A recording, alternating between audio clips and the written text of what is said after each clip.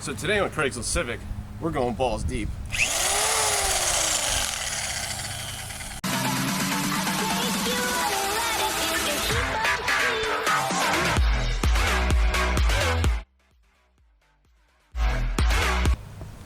Alright, so this is what we're going to do.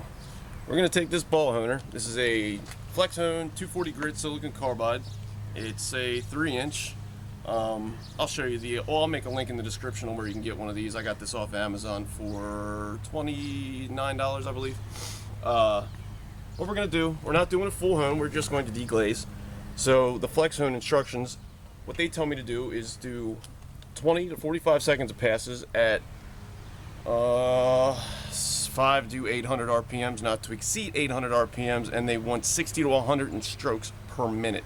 So just basic little math, they want 20 seconds of honing, 60 strokes per minute. We're looking about maybe 20 to 30 strokes.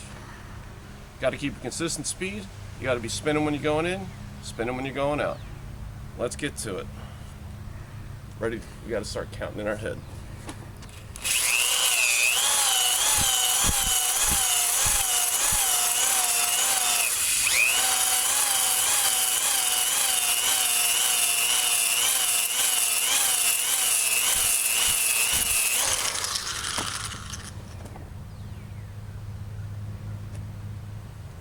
And that is not quite what I want.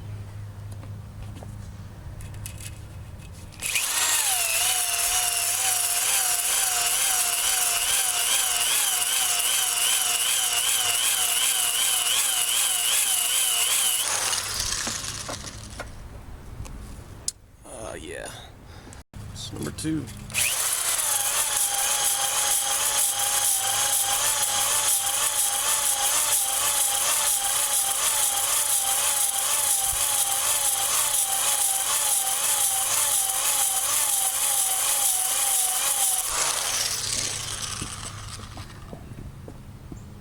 A little bit more.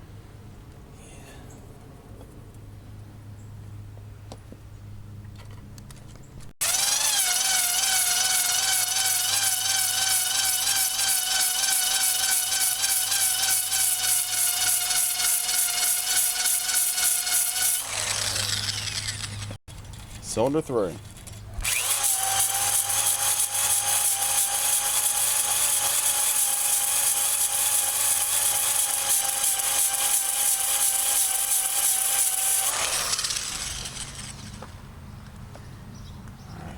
This one around it.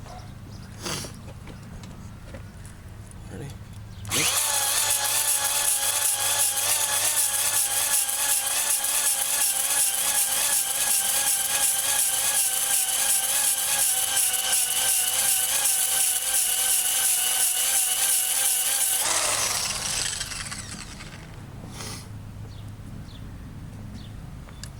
Let's see, wipe ski.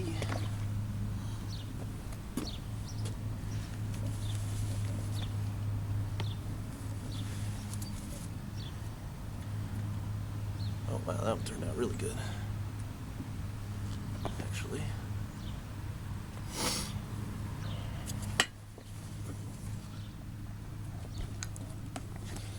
Now I am using a microfiber when I'm doing this, wiping these out. You do want to use a non-linen cloth.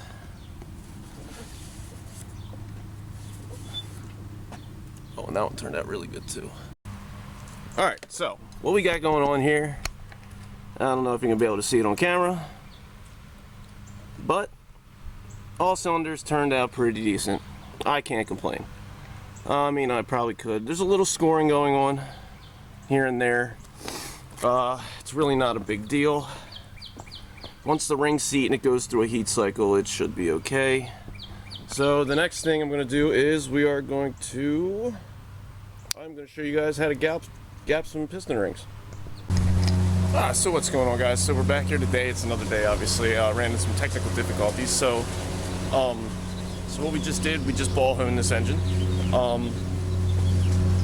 I've made a couple decisions that I am not going to be running a block guard with this, and I am also not going to be sending this block off to CSS. I believe that is going to be something that I am going to save for maybe a H-series swap in the future, or even perhaps a K-series swap in the future. I am just going to run this thing open deck and hope for the, hope for the best. I'm not really all that worried about it. I've seen guys running the same power goals that I'm going for, around 300, 350 wheel, without it and not having any issues whatsoever. It's really not a weak link on these engines, unless I'm looking to push around 400 plus. Then maybe, yeah, I would have to like start considering that. It's just something that I feel isn't very necessary. So with that being said, we're going into the second part of this video. It's going to be so we're just going to gap these rings. I'm going to go and we're going to put these pistons together. I'm not going to be dropping them in just yet. It's going to be for the next part when we start assembling this engine. So what I'm going to be doing now is I'm going to be setting a ring down inside, both upper and lower, and then I'm going to gap them. And I'm going to do that, and then I'm going to show you how to do one. Alright, so let's get to that. Alright guys, so I've gone ahead and I've gapped cylinders 1 through 3. For whatever reason, I've been getting lucky. Watch, this will be the one I show you how to do, and it won't be so lucky. But I am gapping my top ring. I am gapping it 20 thousandths. I am gapping my bottom ring 23 thousandths. Essentially, what you do is you convert over your width of your cylinder, from millimeters to inches, and then times that by 6 10,000ths. No, 6 thousandths. Sorry, 6 thousandths of an inch.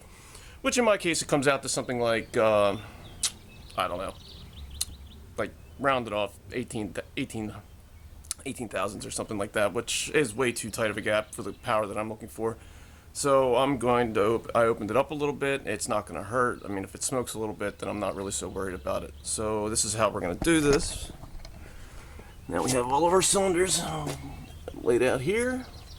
So we take our top ring, and these are Hastings rings. So the top ring is cut square.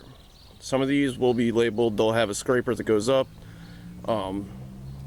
These particular Hastings rings don't have a mark, and they're straight cuts. So that means that they will just go in any way you want them to. So let's see if I can do this one-handed. What you do is you guide it in. And you get her guided in just like that. And then some guys like using their new pistons or whatever. I like using an old piston. I just take the top and bottom rings out of it, and then I leave the oil control rings on. So that way, if I drop it or something like that, I'm not crying the blues. And I just run it down so it's equal to the oil control ring. And I leave the oil control ring because it's a place for it to catch. And it's in there. And then we take our handy dandy feeler gauge. And we find the gap. And we slide it in there. And that is the 20 thousandths.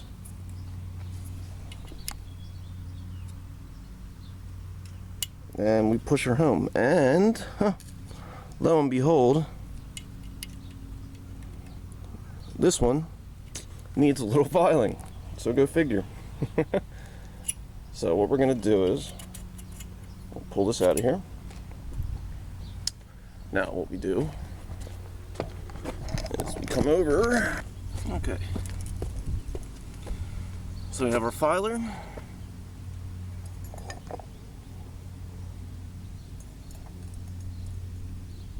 And we put it in. Now this only needs a little bit to come off.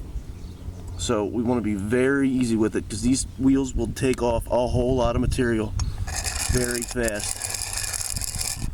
So there we go. It might not look like a lot. 2 passes. Give them a little bit, some 400 grit sandpaper. What I do is just take the burr off.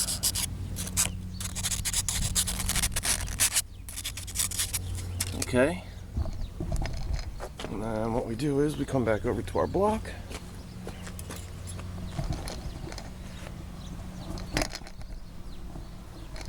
Let's see if there's a way I can set this up so you can see what I'm doing. Okay, so just do what we did before.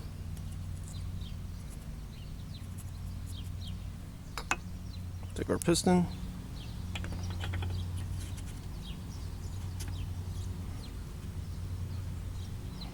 Make sure it's even.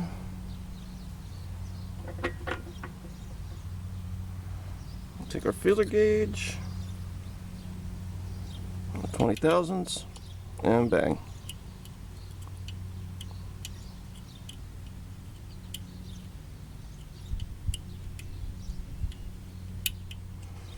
And there we go. See what I mean? I probably could have got away with one pass because it's a little wide of a gap. So what we're gonna do is we're gonna put this one over here.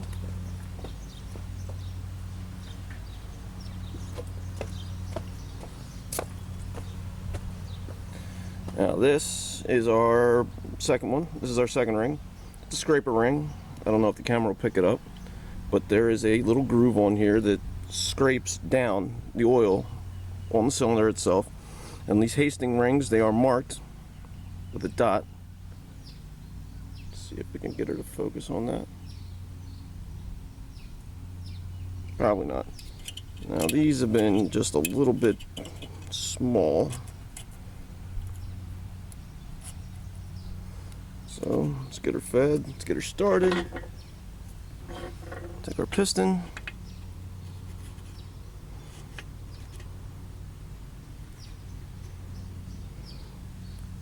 Now the second ring, like I said, we're doing 23 thousandths. And I can already see that it's gonna need some grinding. So I'm gonna go repeat that process again, and then when we come back, we are going to put these rings on the piston themselves. Alrighty, so what we have here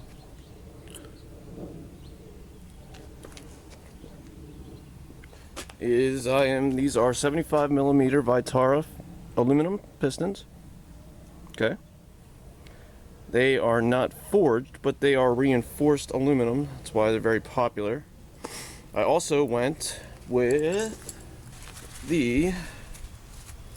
there's a company out there called Speed Factory, and they make an H-beam no notch extended length rod for these particular pistons, because these particular pistons have a 15mm dish in them, and if you run them on a stock D series length rod, you will get yourself around a 7 to 8 to 1 compression ratio on a D16Y8.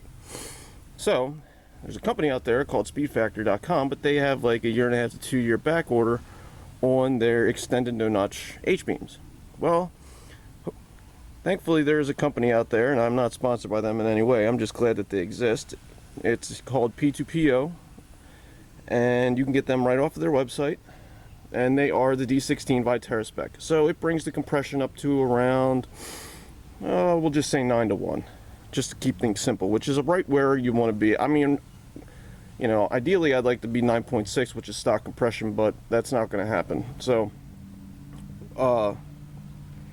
yeah, if you do notice, they are beefy as hell, but they are not H-beam. Again, they are no-notch setup, so they say. We'll find out. But they are I-beams. They can handle up to 500. They are rated to 500, but that is just probably their safe number. So they're beautiful. So that's what I'm going to be mating these to. They're going to be nice. So, but first things first.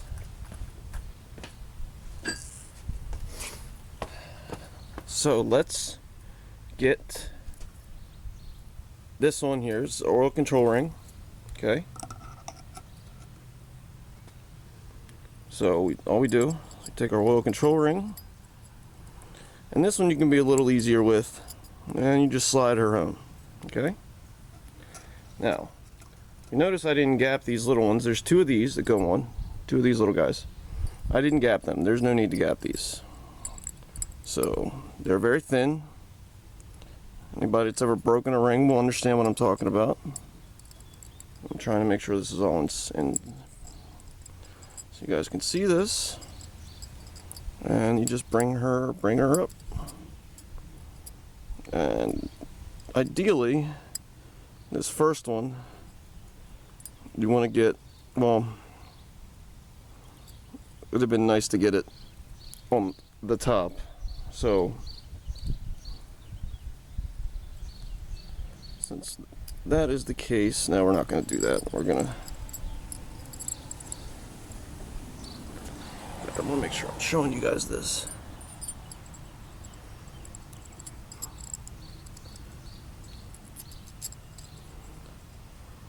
Wish I had a bench top to work with right now. So we're going to get this up. And we're going to get this one over. Got it up. Now we're going to feed it over that control ring. And boom, she's in. And that is piston control, no, oil control.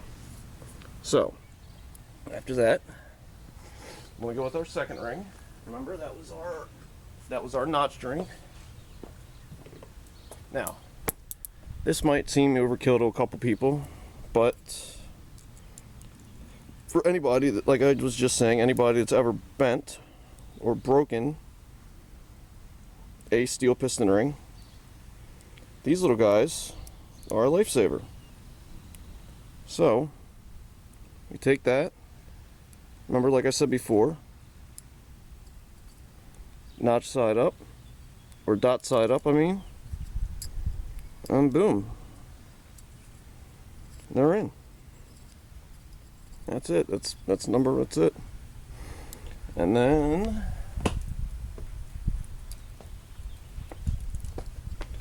take this one. This is our top ring, like I showed you before. It's a square cut, so it doesn't matter. Put them.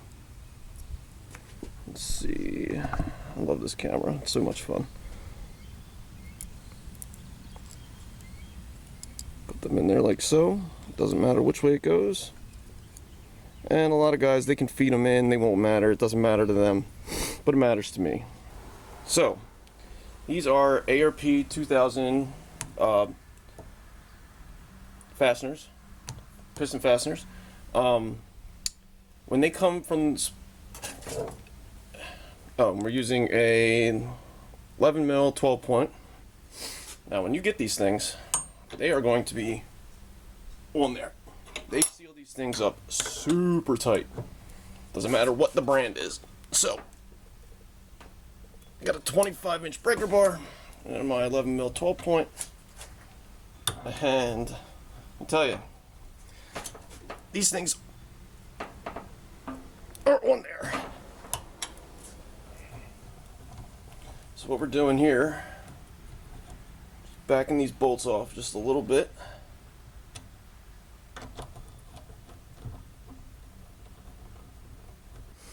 What we're doing here, just back them up and give them a little bang, and now they're free. Okay, so we have our rod here. Now, I don't know if you're going to notice, but you're going to see the notching right here, okay? Those notches need to face your exhaust side.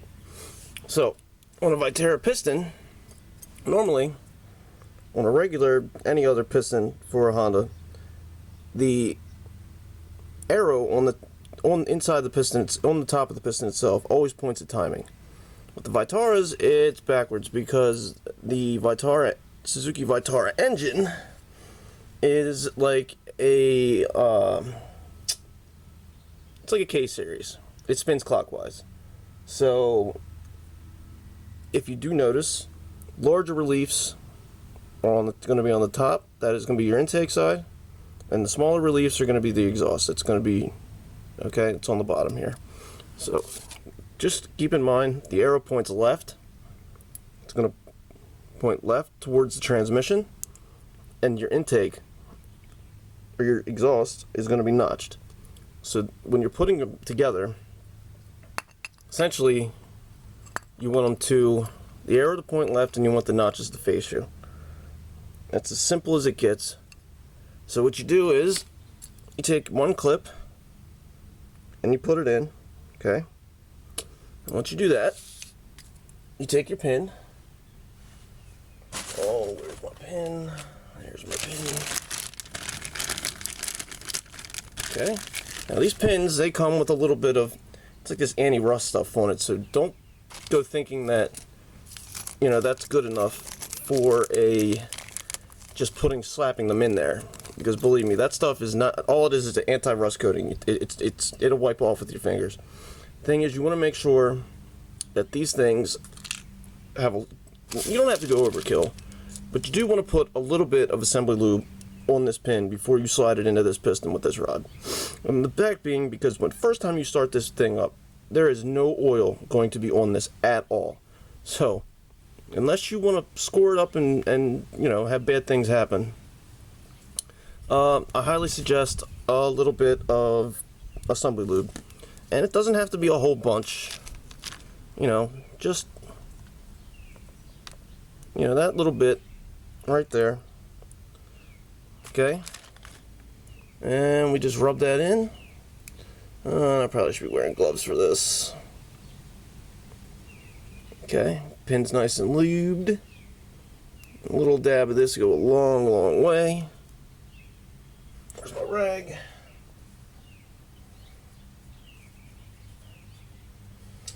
Yeah, it sucks I don't have the garage space that I would like. I share this garage space with somebody else, so, you know, I'm limited to what I can do. So, again, we're looking at here. Okay, arrow that way. Okay, notches facing towards me. Pin in, or C-clip in, and then we take our pin and we push it through. Okay, now, once that's done, rag,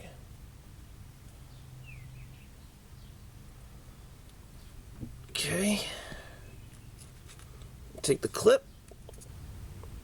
Now, like I was saying before, you want to make sure you take your time with this and make sure you know you have a grasp on what you're doing, because if you take one of these clips and it snapped like it just did, and that thing snaps off while you've got it compressed, that thing's going across your shop or garage, or it's being launched into a whole nother galaxy. You will never see that clip again. Like, never ever in your life. You think dropping a bolt in the engine bay is bad? Wait till you shoot one of these C-clips across the garage. Okay, so you can see what I'm doing. Alright, and I push that home. So she's in there now, and I'm just going to move that so that's down, straight down. It's not on that ring, it's not on here. Okay, both sides are in, and that is how you do that. Now, once that's done, what we're going to do, we're just going to take our silver marker,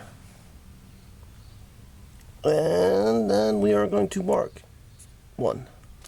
That way, if we happen to separate these things or something like that, we know exactly what goes.